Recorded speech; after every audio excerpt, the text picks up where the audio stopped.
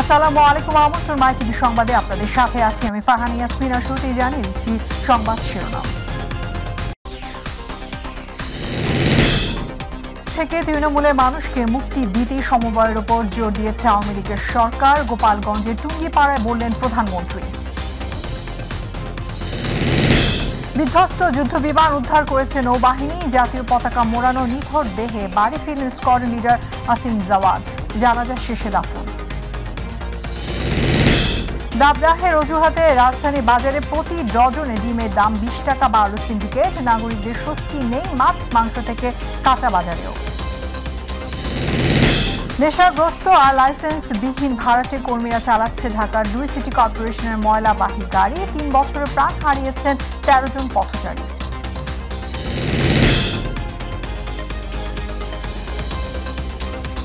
শুনছিলেন শিরোনাম সংবাদে। এছাড়াও থাকছে শুক্রবার মাই টিভির বিশেষ আয়োজন পর্যবেক্ষণ।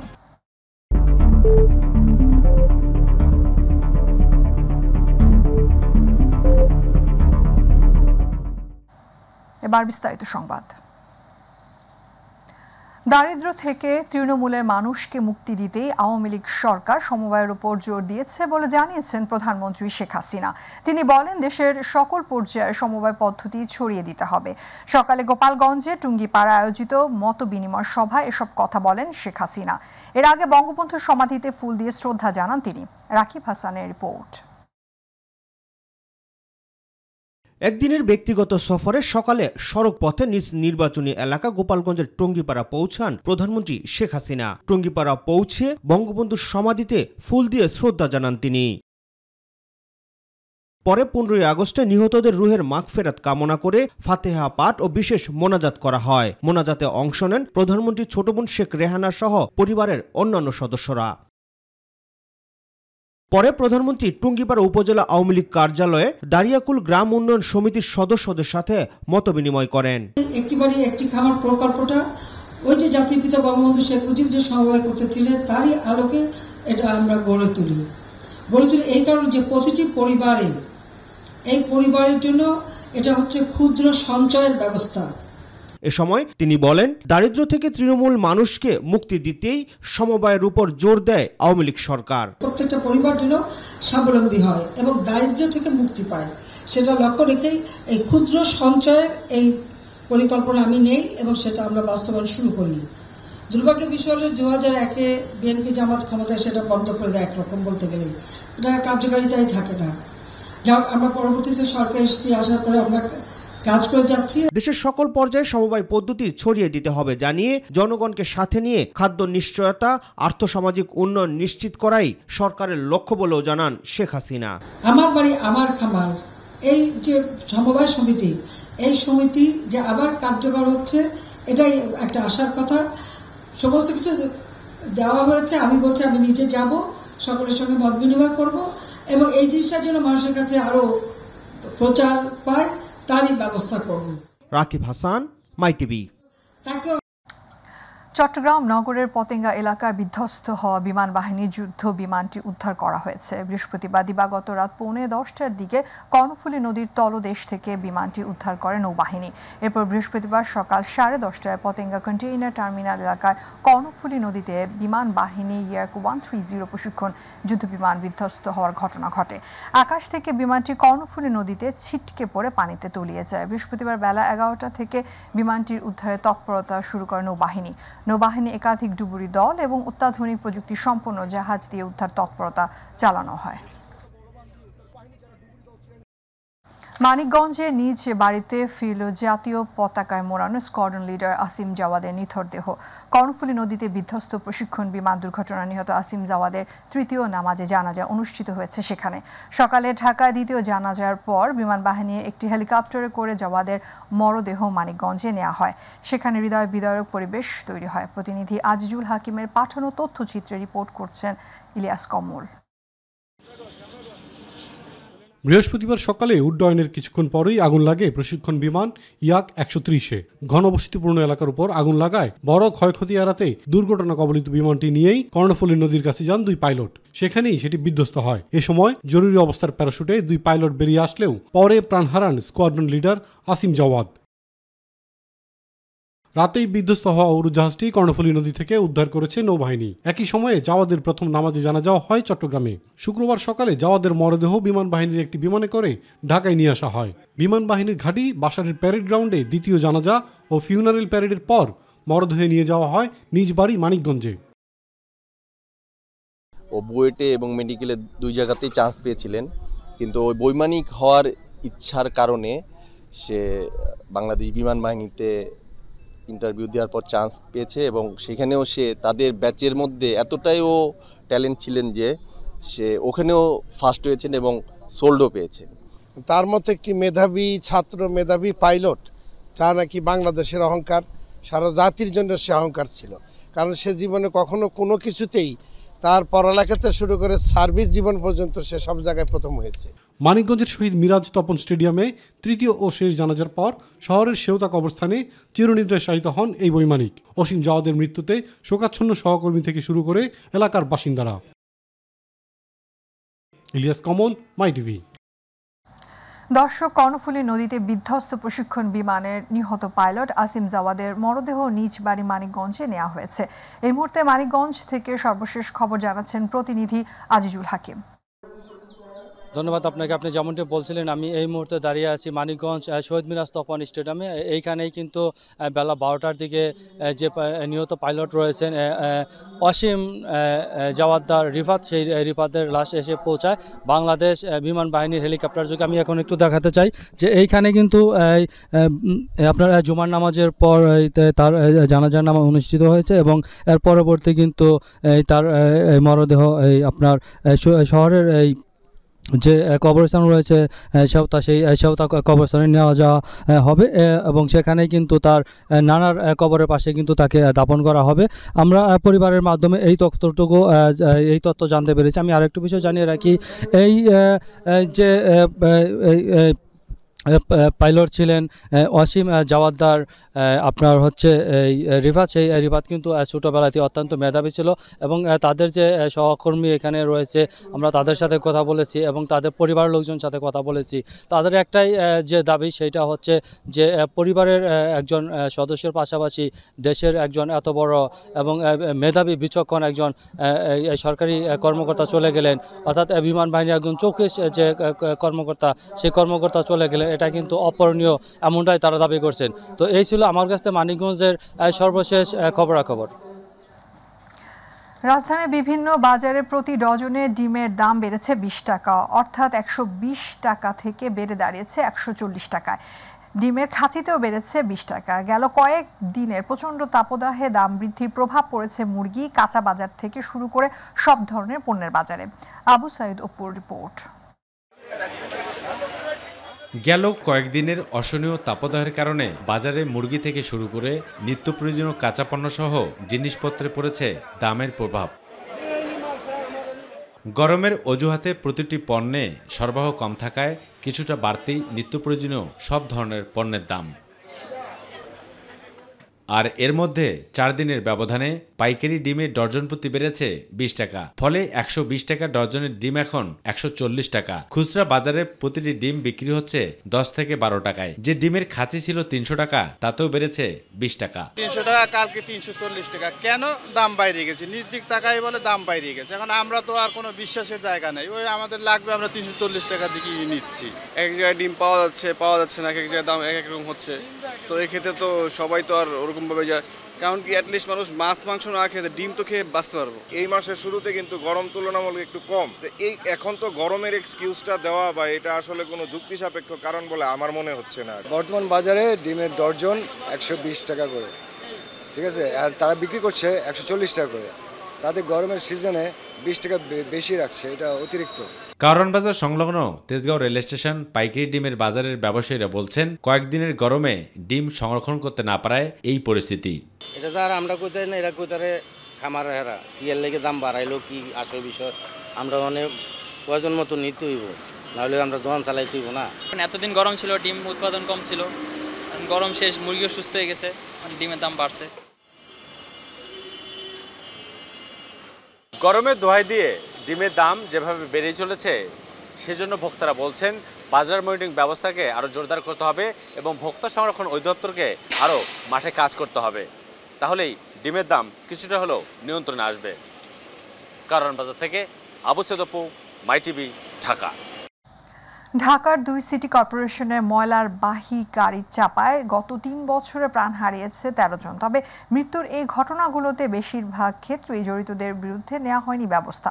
চালকদের অনেকেরই নেই ভারী যানবাহন চালানোর লাইসেন্স। ঢাকা উত্তর সিটির মেয়র জানালেন, দুর্ঘটনা রোধে মালবাহী গাড়িতে ড্যাশ ক্যামেরা লাগানোর চেষ্টা চলছে। আর ঢাকার দক্ষিণের মেয়র জানিয়েছেন, মৃত্যুর জন্য দায়ীদের দ্রুত শাস্তি নিশ্চিত করা হবে। নুসরাত শারমিনের বিশেষ রিপোর্ট। রাজধানীর মুগদা এলাকায় গত 25 এপ্রিল রাতে ঢাকা দক্ষিণ সিটি কর্পোরেশনের ময়লাবাহী গাড়ির ধাক্কায় মারা যায় মতিঝিল সরকারি আইডিয়াল স্কুলের মাহিন আহমেদ নামের 7ম শ্রেণী পড়ুয়া এক স্কুল ছাত্র। জানা গেছে, চাপা দেয়া ময়লাবাহী গাড়িটি চালকের পরিবর্তে চালাচ্ছিলেন অন্য কেউ। 2021 সালের 24 নভেম্বর গুলিস্তানে প্রাণ হারান নটরডেম কলেজের ছাত্র নাইম হাসান। গত 3 বছরে ঢাকার 2 সিটি কর্পোরেশনের ময়লাবাহী গাড়ির চাপায় 13 জনের প্রাণ গেলেও বেশিরভাগ ক্ষেত্রেই জড়িতদের বিরুদ্ধে নেওয়া হয়নি ব্যবস্থা। গাড়ি চালক সে নিজে গাড়ি না চালিয়ে সে আরেকজনকে ভাড়া দিয়ে গাড়ি চালিয়েছে, এটা অত্যন্ত অন্যায়।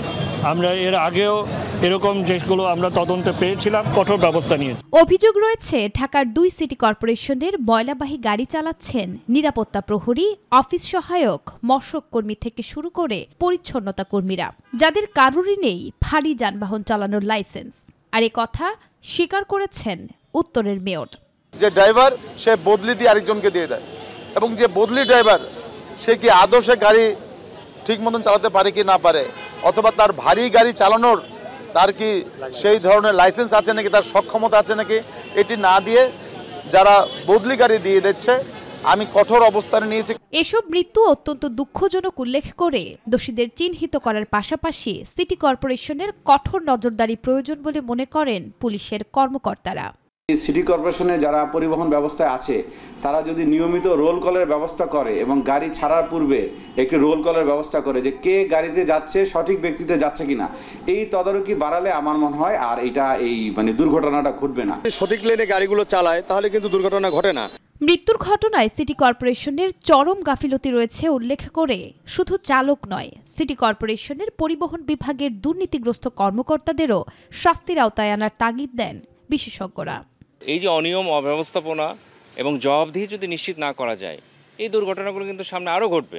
এটা একটা সিস্টেমের বড় ধরনের একটা গলদ এখানে প্রমাণ করছে, কারণ সংক্ষিপ্ত সময়ে অনেকগুলি একই প্যাটার্নের দুর্ঘটনা ঘটেছে, বিজ্ঞান কিন্তু তাই বলে।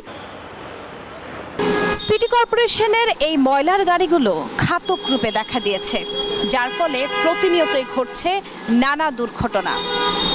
বিশেষজ্ঞরা বলছেন, এসব দুর্ঘটনার দায় এড়াতে পারবে না সিটি কর্পোরেশন থেকে শুরু করে প্রশাসন। নুসরাত শারমিন, মাই টিভি, ঢাকা। প্রায় 1 মাস পার হলেও ঈদ উপলক্ষে হতদরিদ্রদের জন্য সরকারি বরাদ্দের চাল এখনো পায়নি বরিশালের মেহেন্দিগঞ্জ উপজেলার একাধিক ইউনিয়নের অসহায় পরিবারগুলো। স্থানীয় 2 এমপির অনুসারী চেয়ারম্যান এবং মেম্বারদের মধ্যে দ্বন্দ্বের কারণে এই চাল থেকে বঞ্চিত হচ্ছে অসহায় পরিবারগুলো, কিন্তু এ ব্যাপারে কোনো পদক্ষেপই নিচ্ছে না স্থানীয় প্রশাসন। প্রতিনিধি মুস্তাফিজুর রহমান শিবলুকে সাথে নিয়ে মাহবুব সৈকতের রিপোর্ট। কল্যাণমূলক পদক্ষেপের অংশ হিসেবে সারা দেশের হতদরিদ্রদের জন্য প্রতি বছরের মতো পবিত্র ঈদুল ফিতর উপলক্ষে জনপ্রতি 10 কেজি করে চাল বরাদ্দ দেয় সরকার। ঈদের পূর্বেই বিতরণের জন্য বরিশালের নদী বিধৌত উপজেলা মেহেন্দিগঞ্জের 16 ইউনিয়নে 23,900টি বিজিএফ কার্ডের বিপরীতে 239 মেট্রিক টন চাল বরাদ্দ দেওয়া হয়। 14টি ইউনিয়নে এ কার্যক্রম সম্পন্ন করলেও ভাসানচর এবং আন্দারমানিক ইউনিয়নের অসহায় বাসিন্দারা বঞ্চিত হয়েছে এই চাল থেকে। ঈদের চালটা আমরা পাই না। আমি ভাঙ্গা করে থাকি, কিন্তু আমি ঈদ গেছে আমি চাল পাতা পাই না। তথ্য অনুযায়ী 1486টি কার্ডের বিপরীতে ভাসানচরে প্রায় 15 মেট্রিক টন এবং 1748টি কার্ডের বিপরীতে আন্দারমানিক ইউপিতে 17 মেট্রিক টনেরও বেশি চাল বরাদ্দ দেওয়া হয়েছে। মেম্বারদের একটা অংশের সাথে চেয়ারম্যানের দ্বন্দ্বের কারণেই সরকারি গোডাউন গোডাউন থেকেই উত্তোলন হয়নি এই চাল। আমাদের সাথে তার একমত ঘোষণা করতে পারে না বিদেয়ী সে চাল দিতে পারে না। সংশ্লিষ্টদের সাথে কথা বলে জানা যায় কার্ডের ভাগ বাটোয়ারা নিয়েই মূলত দ্বন্দ্ব ভাষাঞ্চর ইউনিয়নের। চাল দেওয়ার আগে 10 টাকা দিত মাস্টার কতকে দিয়েছে কতকে দেয় নাই। ইউনিয়ন পর্যায়ের প্রক্রিয়া সম্পূর্ণ করার পরও চাল পায়নি আন্দারমানিক ইউনিয়ন। সে টাকার জন্য চাউল আনে না, আর এটা নিয়ে তার কোনো মাথা ব্যথা নেই। 12 জন মেম্বার নিয়ে আমি একটা রেজুলেশন করছি, কিন্তু চাল দেয় না। অনুসন্ধান বলছে চেয়ারম্যান এবং মেম্বারদের একটা অংশ স্থানীয় সাধারণ আসনের এমপি এবং অপর অংশ সংরক্ষিত আসনের এমপির অনুসারী হওয়ায় তাদের রাজনৈতিক দ্বন্দ্বের প্রভাব পড়ে ইউনিয়ন পরিষদের কর্মকাণ্ডেও। সে এমপির লগে কোনো ভালো সমন্বয় রাখে না। আমরা একটা অবজেকশন দেই, সেটা বন্ধ হয়ে যায়, আবার আমরা উদ্যোগ নিয়ে করতে গেলে আবার এটা বেতন দেয়। এমপি সাহেবের লাগে মিল থাকে না। আমি সামনে আমাদের রাজনীতি করি কেন, আমারটা দেয় নাই। আমি ওর সাথে স্যারের লাগে কথা বলছি, মেম্বারের সই ছাড়া চাল দেবে না। আর সব মেম্বার আমি ডেলি এমপির লাগে থাকে চলে ফেরে, হেরিকে আমি কিভাবে সই করবো? এমপি কি খাইয়া নাই সব, ওই আপনি খাইয়া নাই সব। উপজেলা নির্বাহী কর্মকর্তা বলছেন খতিয়ে দেখে নেওয়া হবে ব্যবস্থা, আর প্রকল্প কর্মকর্তা দায়ভার চাপাচ্ছেন জনপ্রতিনিধিদের উপরই। তালিকা দেয় নাই তো, যার কারণে তারা চাল বিতরণ করতে পারে না। কিন্তু সেখানে বিতরণ হয়নি মর্মে আমাদের কাছে অভিযোগ এসেছে, আমরা বিষয়টি খতিয়ে দেখে পরবর্তী ব্যবস্থা নিব। এ বিষয়ে কথা হয় স্থানীয় এমপি পঙ্কজ দেবনাথ এবং সংরক্ষিত আসনের এমপি ডক্টর শাম্মী আহমেদের সাথে। প্রশাসনিক সমস্যা আছে বোধহয়, আপনারা তো সবই জানেন, আমাকে কেন জিজ্ঞেস করেন? এমপি দায়িত্ব না চাল দেওয়া, সে চাল দেওয়ার পরিবর্তন আছে না, ওদেরকে জিজ্ঞেস করো। জনপ্রতিনিধিদের দ্বন্দ্বে সাধারণ মানুষ বঞ্চিত হওয়ার ঘটনা নতুন কিছু নয়, কিন্তু বিশ্লেষকরা বলছেন স্থানীয় পর্যায়ে কাজ করা সংশ্লিষ্ট বিভাগগুলো যদি যথাযথ ভূমিকা পালন করে তাহলে সরকারের কল্যাণমূলক পদক্ষেপের সুফল পৌঁছানো সম্ভব তৃণমূলেও। প্রিয় দর্শক, মাই টিভি আপনাদের টিভি, তাই আপনাদের কথা এবং পর্যবেক্ষণ সবসময় তুলে ধরছি আমি মাহবুব সৈকত। নাগরিক স্বার্থ সংশ্লিষ্ট যে কোনো বিষয় আপনিও জানাতে পারেন আমাদেরকে। বাংলাদেশের মতো সম্প্রীতির দেশ বিশ্বের আর কোথাও নেই বলে মন্তব্য করেছেন স্বাস্থ্যমন্ত্রী ডাক্তার সামন্ত লাল সেন। রাজধানী ঢাকেশ্বরী মন্দিরে মহানগর সার্বজনীন পূজা কমিটি দ্বিবার্ষিক সম্মেলনে এসে তিনি এ মন্তব্য করেন। সাপ্তাহিক ছুটির দিনে ঢাকেশ্বরী মন্দিরে অসহায়দের মাঝে হেলথ ক্যাম্প করার কথা জানিয়ে মুক্তিযুদ্ধের চেতনায় অসাম্প্রদায়িক বাংলাদেশ বিনির্মাণে সবাইকে একযোগে কাজ করে যাওয়ারও আহ্বান জানান ডাক্তার সামন্ত লাল সেন। তো এইরকম সম্প্রীতির দেশ আর কোথাও আছে বলে আমার জানে নাই। এখানে একটা ফ্রি ক্লিনিকের ব্যবস্থা ছিল, সেটা কিন্তু এখন হচ্ছে না। আমার মনে হয় এটা চালু করা উচিত। আপনারা যদি প্রতি বন্ধের দিন এখানে রোগীর গরিব বিনামূল্যে যারা গরিব শ্রেণীর লোক আছে তাদের ব্যবস্থা করেন, আমি এখানে স্পেশালিস্ট পাঠানোর ব্যবস্থা করব। বাংলাদেশের পরবর্তী রাষ্ট্রদূত হিসেবে ডেভিড স্লেটন মিলিকে মনোনীত করেছেন মার্কিন প্রেসিডেন্ট জো বাইডেন। তিনি বর্তমানে বেইজিংয়ের মার্কিন দূতাবাসে ডেপুটি চিফ অফ মিশনের দায়িত্ব পালন করছেন। ওয়াশিংটনে স্থানীয় সময় বৃহস্পতিবার প্রেসিডেন্ট বাইডেন বাংলাদেশের পরবর্তী মার্কিন রাষ্ট্রদূত হিসেবে ডেভিড স্লেটন মিলির নাম ঘোষণা করেন।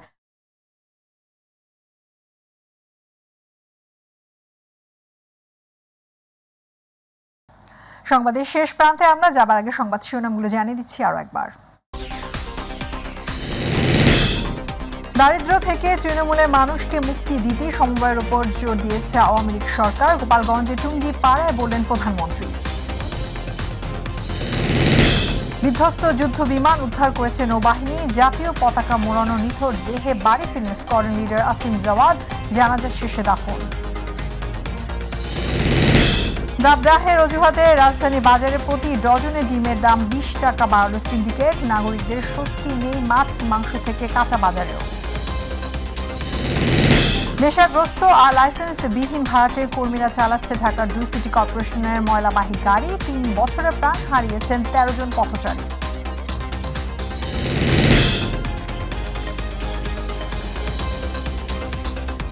ছিল আমাদের এখনকার আয়োজন। মাই টিভি সংবাদ দেখতে ভিজিট করুন /mytvd নিউজ। মাই টিভি অনুষ্ঠান দেখতে ভিজিট করুন /mytv Bangla, Facebook /mytv Bangla. আমাদের পরবর্তী সংবাদ দেখার আমন্ত্রণ জানিয়ে এখনকার সংবাদ এখানে শেষ করছি। আল্লাহ হাফেজ।